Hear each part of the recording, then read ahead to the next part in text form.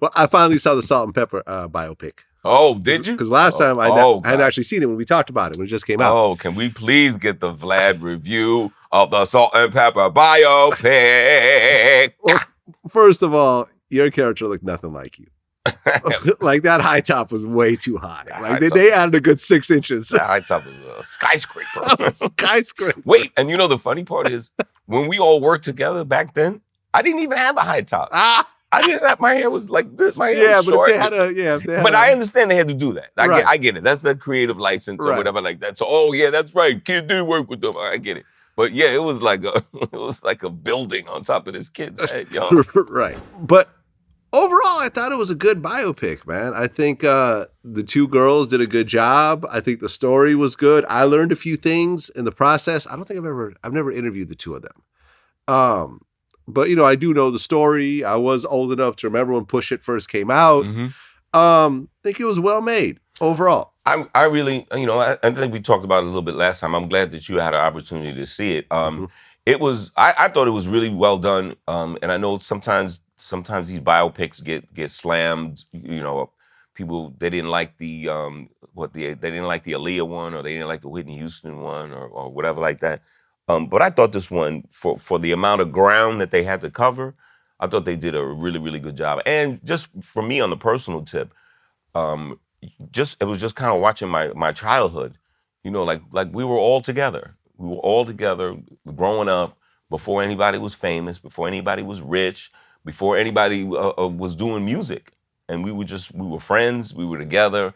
And to see that we all made it, like that's crazy. Salt, Pepper, Herbie Lovebug, Kid, Play, Martin Lawrence, and we all made it? That's crazy, man. Like that's 8 trillion to 1, like that we all made it. And so it was really kind of poignant and nostalgic for me to look at. I was just like, wow, man. And I love those girls, man. Like they've been sisters to me. They've helped us out. I wouldn't be here without Salt and Pepper, without them supporting us and allowing them to open for them and ride their wave until we got our strength and whatnot. So it was dope. Right, and Salt and Pepper actually showed up in Coming to America too. Remember? Yeah, they had a little cameo in that. It was dope, exactly. It was like an old school movie, like people coming out at the end. And remember Gladys Knight came out, right? Yeah, exactly. Man, I like movies like that, man. Now, what's his name had a real quick. My man had a big thing about that on his last Real Times. Bill Maher, when he was talking about the Oscars and how whack the Oscars are, the movies that they nominate, because they look like everything.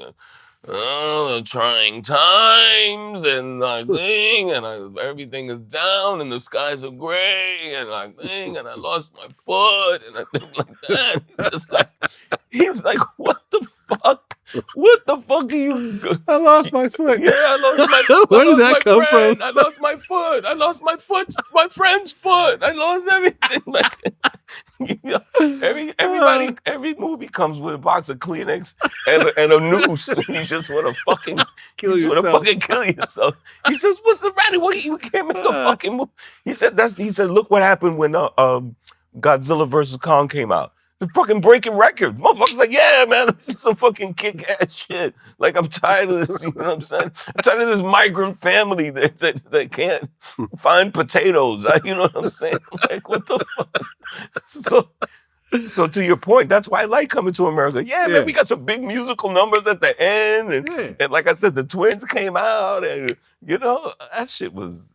man, that's cool with me, man. That was like an old-timey movie, man. And I know it must have made... I know it made bread because people were starving for it, man.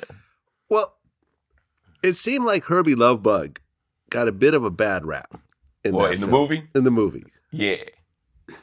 And I've tried to get a hold of him to try to do an interview or something, and he seemed to have just disappeared off the face of the earth.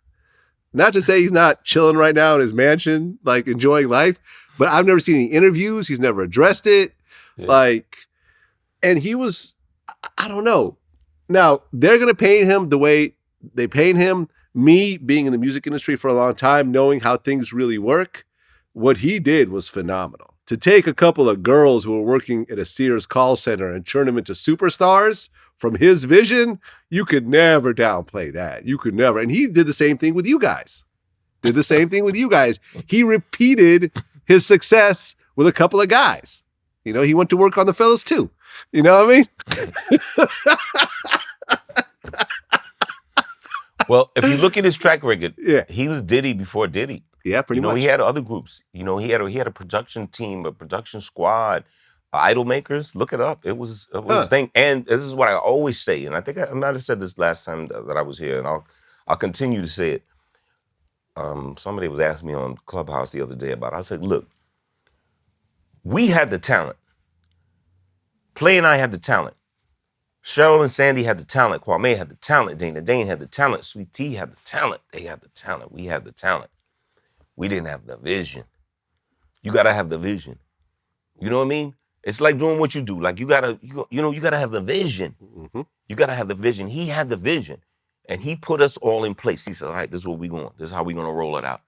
We got the girls coming out first.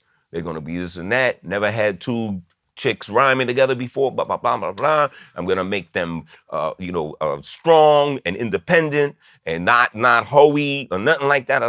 And we're gonna set that up, and then we're gonna come with their male counterparts. These two dancing dudes with the hair, and then here comes this guy with the streak in his hair, and then got the vision. Herbie had the vision. Look, I speak with Herbie. Herbie and I speak. Play speaks with Herbie probably more than I do. You know what I'm saying? Like, who knows? He may want to talk. I think matter of fact, I think one of the conversations that we had, I think he might have referenced an interview that you and I did. You know what I'm saying? I need a Herbie Lovebug interview. You need a Herbie I need Lovebug that. interview. I need that. You know what? I'll talk. I'll ask him. I'll talk. Bring it up. I'll talk to him. If he wants to talk to me directly ahead of time. I'll talk to him. Because I'm going to paint him in a positive light. Like, what I'm saying? Like, I'm really going to really praise what he's done.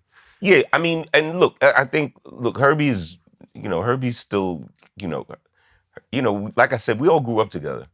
And, there's always love there and respect. And, like I said, we've actually been going back and forth a little bit over the last few weeks and months. Mm-hmm. He's a really, really special kind of dude. Like I said, you got to have the vision. Reggie Hudlin had the vision. Mm-hmm. Reggie Hudlin picked us to be in House Party, because and Tisha and Martin and Robin, he's the quarterback. He's the director. He had the vision.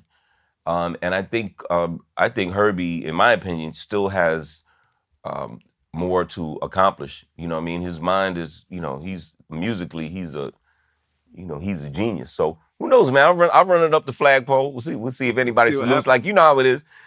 You already told me there's certain people that you've been pursuing for a long time, and then one day they're just down. They're down. Yep. Right? Yep. For whatever reason. For whatever reason. Yep. You don't care. Like, all right, come on in. Let's do it. Meet me on the corner. I'm saying. But no, yeah, he didn't get but you know what? Herbie is one of those guys, like, he can live with his portrayal in the movie. It wasn't always flattering. Right. It wasn't a and negative he'll tell portrayal, you that a lot of the stuff in there is true. Like, if it was that blatant and false, he would have shut it down. Yeah.